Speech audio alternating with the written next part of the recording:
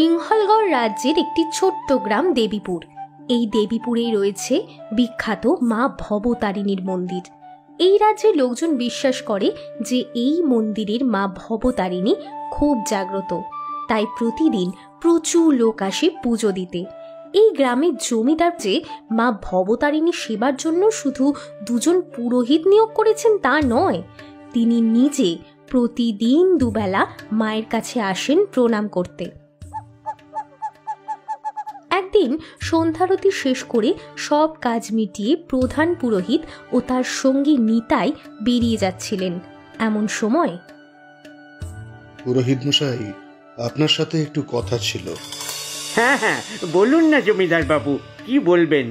আসলে এই মন্দির সম্পর্কিত একটি বিষয়ে আপনার সাথে আলোচনা করার ছিল। কি বিষয়ে জমিদার বাবু? কোনো কোনো সমস্যা হয়েছে কি? না, সমস্যা এখনো হয়নি, তবে হতে কতক্ষণ। কি ব্যাপার জমিদার বাবু, কি সমস্যা হতে পারে? দেখো নিতাই, এই মন্দিরে প্রতিদিন বহু মানুষ আসে পুজো দিতে, আর মাকে ভক্তি ভরে মানুষ যে প্রণামী দিয়ে যায় তা মন্দিরের কাজেই লাগানো হয়। তা তো বটেই, তা তো বটেই, কিন্তু কিন্তু এই প্রণামী বাক্স এমন খোলা থাকাটা বিপজ্জনক। আমি বরং এটায় একটা তালা লাগানোর ব্যবস্থা করি। ঠিকই তো, তালা লাগানো দরকার, খুব দরকার। তার কোনো প্রয়োজন নেই জমিদার বাবু। কেন পুরোহিত মশাই? প্রণামী বাক্স এমন খোলা থাকলে যে কোনো মানুষ সেখান থেকে টাকা চুরি করতে পারে। ভগবান এসব জাগতিক অর্থের ধার ধারেন না জমিদার বাবু, তাই কেউ চুরি করলেই বাকি, না করলেই বাকি। কিন্তু এতে যে মন্দিরের উন্নয়ন। এ মন্দির মায়ের ঘর, তার উন্নয়নের জন্য অর্থ প্রয়োজন হলে তিনি নিজেই তো জোগাড় করে দেবেন। এর জন্য প্রণামী বাক্সে তালা লাগানোর দরকার নেই। বেশ ঠাকুর মশাই, আপনি যা বলছেন তবে তাই হোক। তবে তালা লাগানোর ব্যাপারটা আর একবার ভেবে দেখবেন। ঠিকই তো, ভেবে দেখা দরকার। হ্যাঁ, ভেবে দেখা দরকার। আজ আসি পুরোহিত মশাই।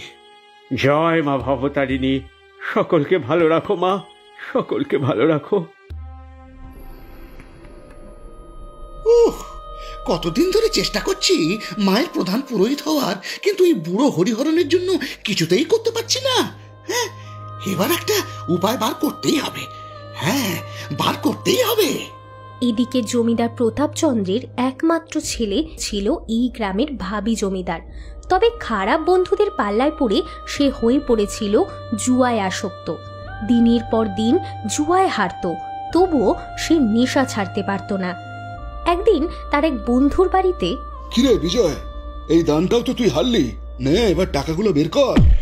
হ্যাঁ, টাকা? আমার কাছে তো আর টাকা নেই।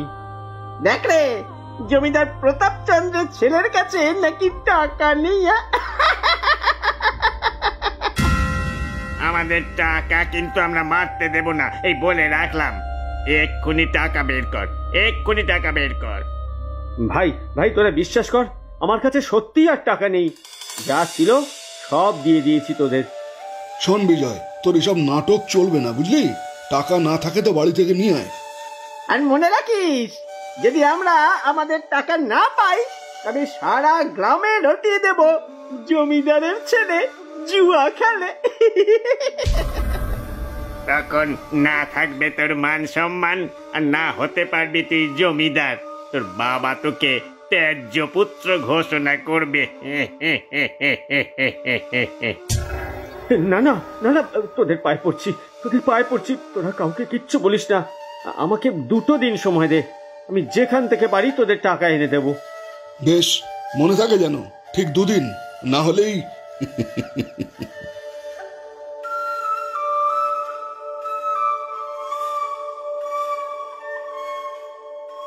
বিজয়চন্দ্র তখনকার মতো বন্ধুদের বাড়ি থেকে বেরিয়ে ফিরে এলো বাড়িতে। বাড়ি ফিরেই কাছারিতে গিয়ে দেখা করলো নায়েব মশাইয়ের সাথে। নায়েব মশাই? আরে ছোট কর্তা, আপনি আসুন আসুন, বসুন ছোট কর্তা। না নায়েব মশাই, আমি বসতে আসিনি, আপনার কাছে একটা একটা জরুরি দরকারে আসা। জরুরি দরকার? বলুন না ছোট কর্তা, কি করতে হবে? আমাকে 300 টাকা দিতে পারবেন? এতগুলো টাকা? কিন্তু এতগুলো টাকা নিয়ে আপনি কি করবেন ছোট কর্তা? সেটা জেনে আপনি কি করবেন? আপনাকে যেটা করতে বলেছি করুন।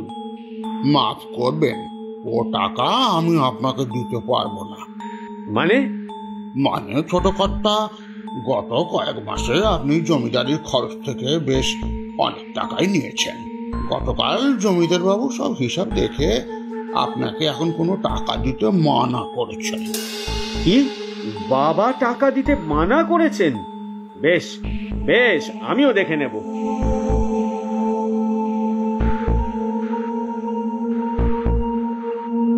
উফ, আমি এখন কি করি? বাবা তো টাকা দিতে মানা করে দিয়েছেন। এবার যদি আমার কাছে আগের টাকার হিসেব চান, তখন আমি কি জবাব দেব? আর ওদের টাকা দিতে না পারলে ওরাও তো বাবাকে বলে দেবে বলেছে। বাবা যদি আমাকে সত্যি আর জমিদার না করেন, যদি সত্যি সত্যি ত্যায্য পুত্র করে দেন, একমাত্র মা ভবতারিণী এখন আমাকে পথ দেখাতে পারেন। মা ভবতারিণী। মা, সন্ধ্যা আরতি তো অনেকক্ষণ আগে শেষ হয়ে গিয়েছে, এখন মন্দিরে কেউ নেই। যাই, একবার মন্দিরের ভিতরে যাই।